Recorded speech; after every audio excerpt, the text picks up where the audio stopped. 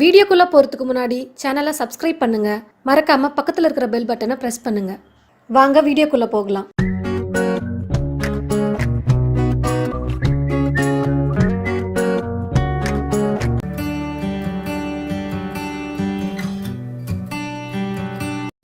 வடகரி செய்யலாம். தேவையான பொருட்கள் பார்க்கலாம்.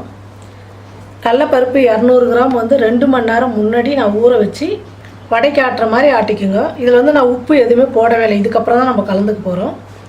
பெரிய வெங்காயம் 1 கட் பண்ணி வச்சுக்கிறேன். தக்காளி 2 தக்காளி, சோம்பு கொஞ்சம், வெங்காயம் பொடியாக கொஞ்சம் கட் பண்ணி வச்சுக்கோங்க. பச்சை மிளகா 1, சோம்பு கொஞ்சம், 2 லவங்கம், பட்டை 1, கொத்தமல்லி, கருவேப்பிலை, தேங்காய், பூண்டு, இஞ்சி போட்டு அரைச்சி வச்சுருக்கேன் நான். கடுகு, எண்ணெய், மஞ்சள் தூள், கறி மசாலா தூள், மிளகாத்தூள். நான் இது எல்லாமே அளவோடு எடுத்து வச்சுருக்கேன் இந்த குழம்புக்கு தேவையான அளவுக்கு. வடகறிக்கு நம்ம ஃபஸ்ட்டு இந்த கடலைப்பருப்பு ரெடி பண்ணி வச்சுக்கலாம். கடலைப்பருப்பு அரைச்சி வச்சதில் பொடியாக கட் பண்ணி வச்சுக்கிற வெங்காயம் போட்டுக்குங்க. பச்சை மிளகா, சோம்பு, உப்பு பாதி அளவுக்கு போட்டுக்கங்க. நம்ம குழம்புல உப்பு போட போகிறோம், அதனால் கொஞ்சமாக உப்பு போட்டுக்குங்க. எல்லாம் ஒன்றா சேர்த்து நல்லா பிசைஞ்சிக்கலாம். எல்லாம் போட்டு நல்லா பிசைஞ்சு இந்த மாதிரி எடுத்துக்கோங்க. நம்ம சின்ன சின்ன உருண்டையாக பண்ணி வச்சுக்கலாம். நான் எண்ணெயில் பொரிச்சு எடுக்க போகிறோம் வடகறிக்கு, அதனால் இந்த மாதிரி குட்டி குட்டியாக உருண்டை பண்ணி வச்சுக்கோங்க.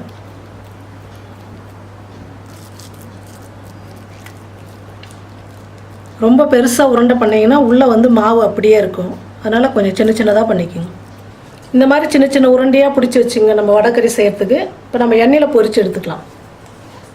திருப்பி போட்டுக்கலாம். ஒரு பக்கம் நல்லா வெந்துடுச்சு பாருங்கள். இந்த மாதிரி கலராக வந்த உடனே நம்ம எடுத்துடணும். ரொம்ப வேக வைக்கக்கூடாது. வேகாமல் இருந்தாலும் பச்சை மாவு அப்படியே இருக்கும். இப்போ நல்லா வெந்து வந்துடுச்சு, நம்ம எடுத்துக்கலாம்.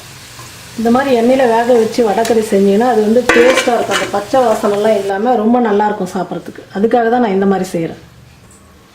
கடாய் சூடேறிடுச்சு, எண்ணெய் விட்டுக்கலாம். எண்ணெய் காஞ்சிடுச்சு, கடுகு போட்டுக்கலாம். பட்டை, லவங்கம், சோம்பு. இப்போ நம்ம கட் பண்ணி வச்சுக்கிற வெங்காயம் போட்டுக்கலாம். கருவேப்பிலை, வெங்காயம் நல்லா வதங்கிடுச்சு, தக்காளி போட்டுக்கலாம். வெங்காயம் தக்காளி நல்லா வதங்கிடுச்சு. மஞ்சள் தூள் போட்டுக்கலாம். கறி மசாலா தூள், மிளகாத்தூள்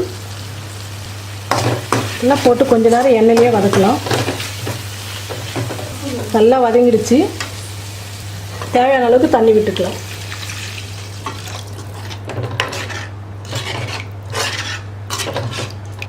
உப்பு போட்டுக்குங்க.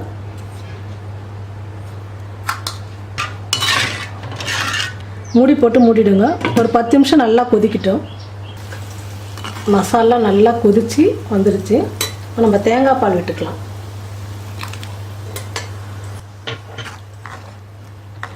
குழம்பு நல்லா கொதித்து வந்துடுச்சு.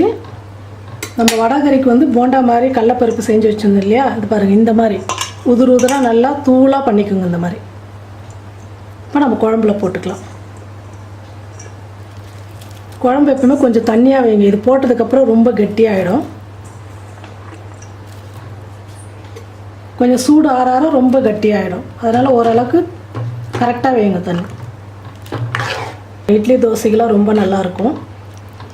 சாம்பார், சட்னி இந்த மாதிரி செஞ்சுதே தினம் செய்வேன். இந்த மாதிரி ஒரு நாளைக்கு விதவிதமாக உருளைக்கிழங்கு குருமா, வடகறி இந்த மாதிரி செஞ்சு கொடுத்தா குழந்தைங்களுக்கு பெரியவங்களுக்கு எல்லாமே ரொம்ப பிடிக்கும். இந்த அளவுக்கு வர மாதிரி கரெக்டாக தண்ணி வச்சிங்கன்னா உங்களுக்கு இட்லிக்கு சாப்பிட்றதுக்கு கரெக்டாக இருக்கும். இப்போ நம்ம கொத்தமல்லி போட்டுக்கலாம்.